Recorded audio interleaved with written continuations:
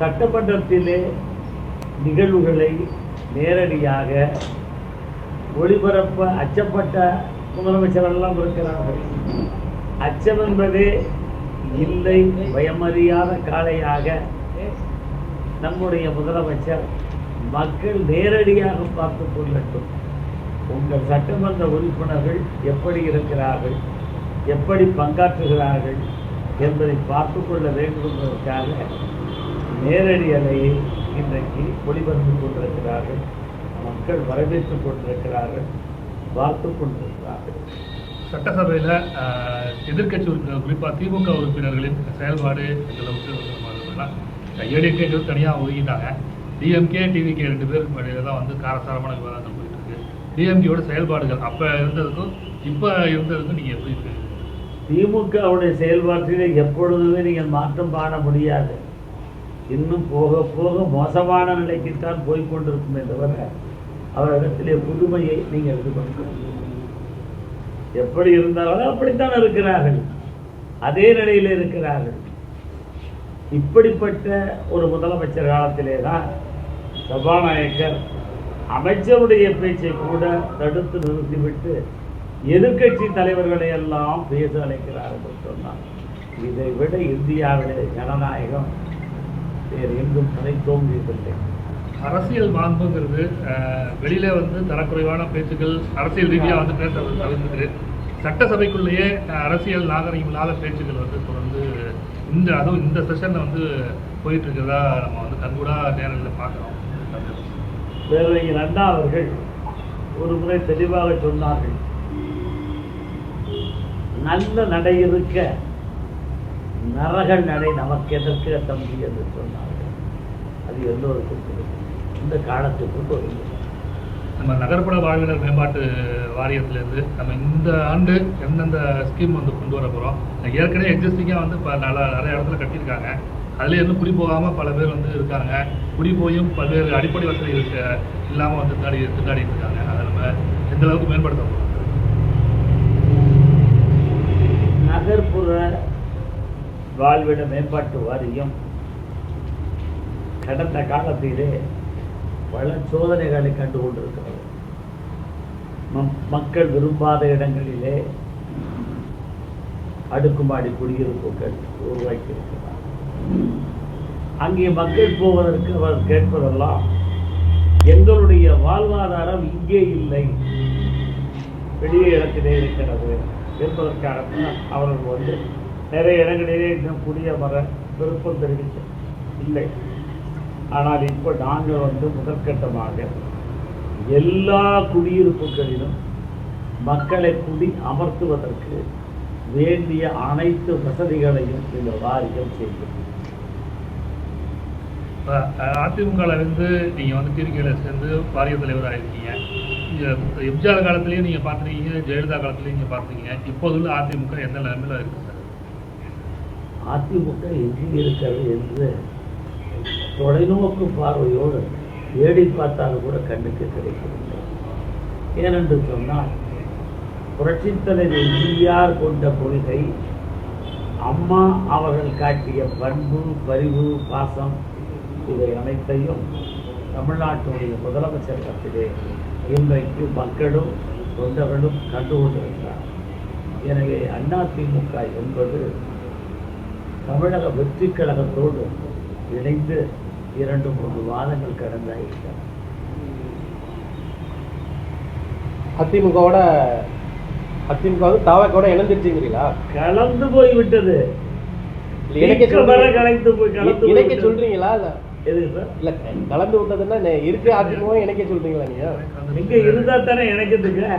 எல்லாமே வந்த பிற்பாடு வெள்ளம் என்ன மடிஞ்சா என்ன போடா என்ன எல்லாம் வெள்ள கணக்கிலே வந்து சேர்ந்து விட்டார்கள்.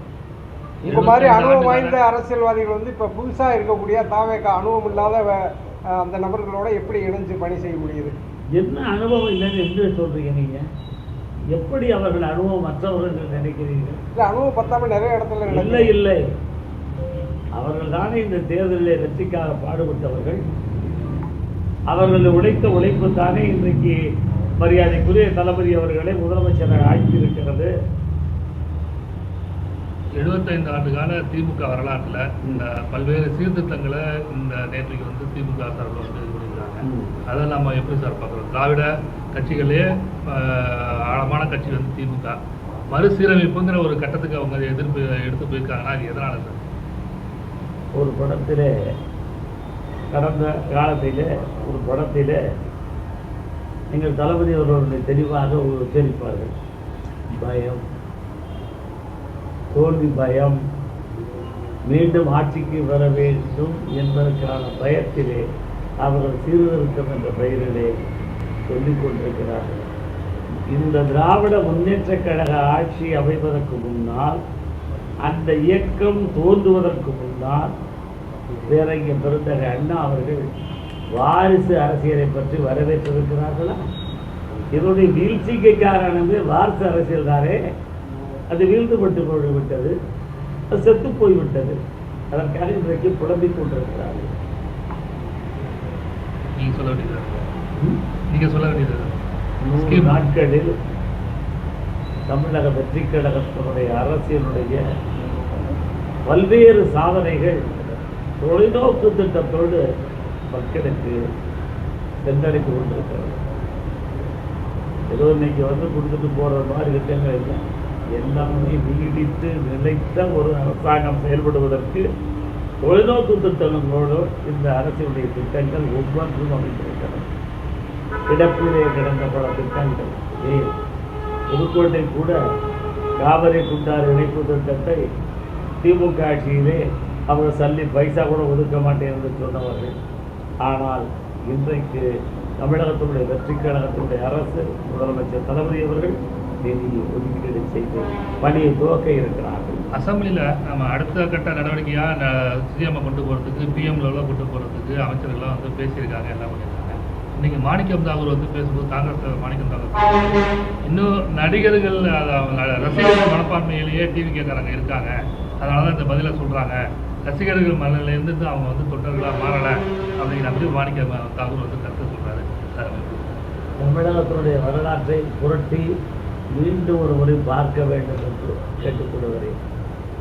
புரட்சி தலைவர் எம்ஜிஆர் கட்சியை ஆரம்பித்த பொழுது இதே கருணாநிதி அவர்கள் என்ன சொன்னார்கள்?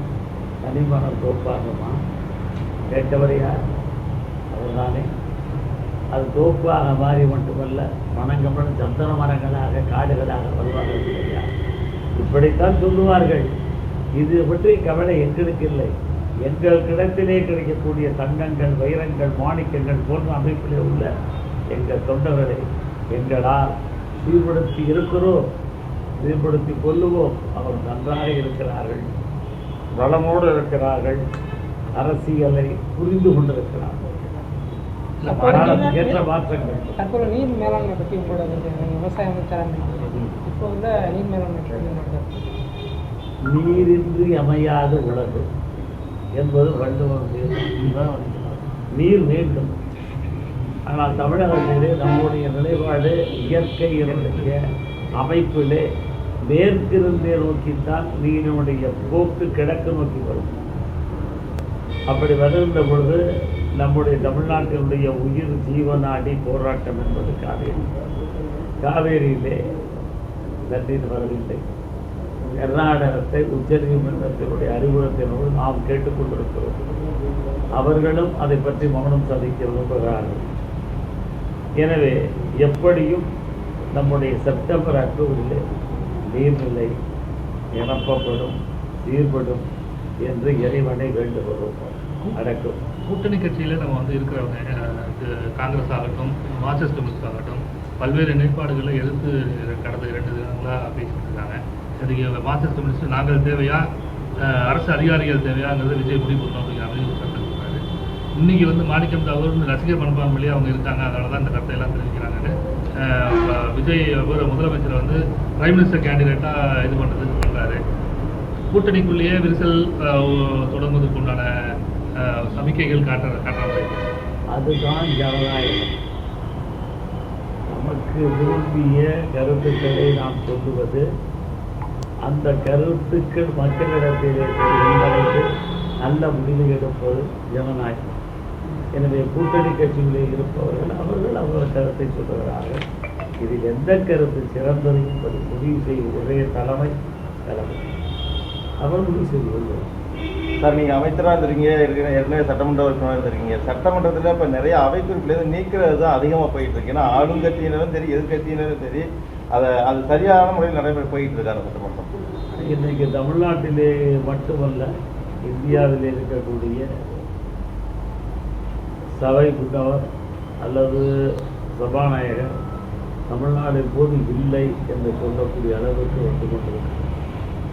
ஆக ஒரு நடுநிலைமை தவறாத ஒரு சபாநாயகர் ஆளுங்கட்சியுடைய பேச்சையும் அவர் நிறுத்துகிறார், எதிர்கட்சியுடைய பேச்சையும் நீக்குகிறார் என்று சொன்னால் அவர் ஆளுங்கட்சிக்கு ஜால்ரா போடவில்லை, எதிர்கட்சிக்கு அஞ்சி பயந்து ஓடவும் இல்லை.